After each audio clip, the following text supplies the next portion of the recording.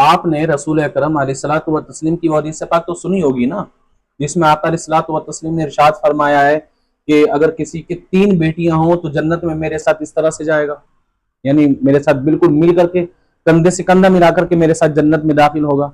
और उसकी या रसूल अल्लाह अगर 3 नहीं तो 2, और मैं 2 वाला भी जन्नत में जाएगा, किसी की 2 नहीं हुई तो जिसकी 1 हुई वो भी जन्नत में जाएगा।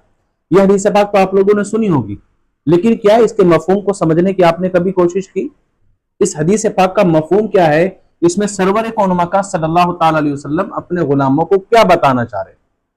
दरअसल सिर्फ बेटी को पाल लेना ही जन्नत में ले जाने का सामान नहीं बन जाता। ऐसा नहीं कि जी आपके यहाँ बेटी हुई और आपने जो है बेटी के पैदा होने पर बहुत सारी खुशियां आपने मनाई, मिठाइयां बांटी, आपने प्रोग्राम कराया, उसके हर बर्थडे पे जो है बहुत अच्छा आपने जश्न मनाया, तो आपको ऐसा लगता है सिर्फ आप ऐसा करेंगे और आप जन्नत में दाखिल हो जाएंगे? नहीं, ऐसा नहीं है। देखिए, आपके यहाँ पर कोई अगर बेटी हुई तो बेटी की परवरिश करके, रसूल आजम की हदीस पाक ये है कि अगर आपके यहाँ पर कोई बेटी हो, 1 हो या 2 हो या 3 हो या इससे ज्यादा हो, बेटी अगर आपके यहाँ पर हुई तो उसकी पैदाइश पर आप खुशी भी मनाएं और उसकी बेहतरीन तरबियत भी आप करें। उसकी परवरिश ऐसी होनी चाहिए जो जिसको देख करके एहसास हो कि इसकी परवरिश जो हुई है, ये इसकी तरबियत जो हुई है वो दीन मतीन के सांचे में ढल करके हुई है। ऐसा नहीं हो कि जी आजकल वीडियोस आप लोगों के सामने आ रही हैं कि कहीं किसी चौराहे पर बुर्का पहन करके और हिजाब बांध करके वो नाचती हुई नजर आ रही हैं, तो कभी किसी नुमाइश में, किसी मेलों में और बाजारों में वो जो है वो डांस करती नजर आ रही हैं। ये किसी लड़कों के साथ में मोटरसाइकिल पर जिनके हाथों में बड़े बड़े कड़े होते हैं या जो है बड़ी बड़ी चुटियां उनकी होती हैं, उनके साथ जो है मोटरसाइकिलों पर, कारों में और स्कूटियों पर, ढाबों पर बैठ करके वो खाना खा रही होती हैं, किसी होटल में बैठ करके वो चाय पी रही होती हैं और अय्याशी कर रही होती है और आपको खबर भी नहीं होती कि हमारी बेटी कर क्या रही है। तो क्या लगता है इस तरह से जन्नत में जाने की जमानत रसूल आजम सल्लल्लाहु अलैहि वसल्लम ने दी? आका ने फरमाया कि भी बेटी अगर है तो उसकी परवरिश आप बेहतर करें, उसको जवान करें, उसको दीन के सांचे में डालें, उसको बताएं कि शरीयत मुताहरा क्या है, उसको खातून जन्नत की सीरत बताएं, उसको जो है अम्मा आयशा सिद्दीका रजी अल्लाह तआला अन्हा की सीरत उसको बताएं, उम्महातुल मोमिनीन की सीरत उसको बताएं बेटी को, और जो है प्रैक्टिकल करके उसके सांचे में ढालने की कोशिश करें। अगर आपकी बेटी खातून जन्नत के बताए हुए तरीकों पर चलेगी या सीरत खातून जन्नत पर अमल करेगी आपके बताने के बाद में, तभी जाकर के कहीं आपको जन्नत की जमानत मिलती है मेरे प्यारे, वरना ऐसा नहीं है।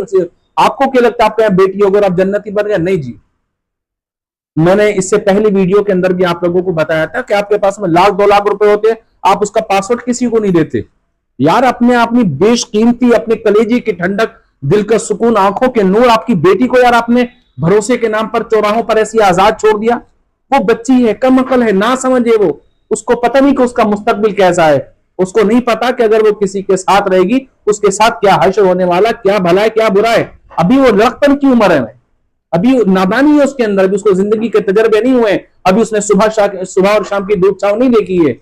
और आपने बोले जी मेरी बेटी तो बड़ी समझदार है, फिर पता चलता है एक दिन वो समझदार बेटी किसी गैर मजहब के लड़के के साथ चली जाती है, उसके बाद आप जो है सर और पैर पीटते रह जाते हैं।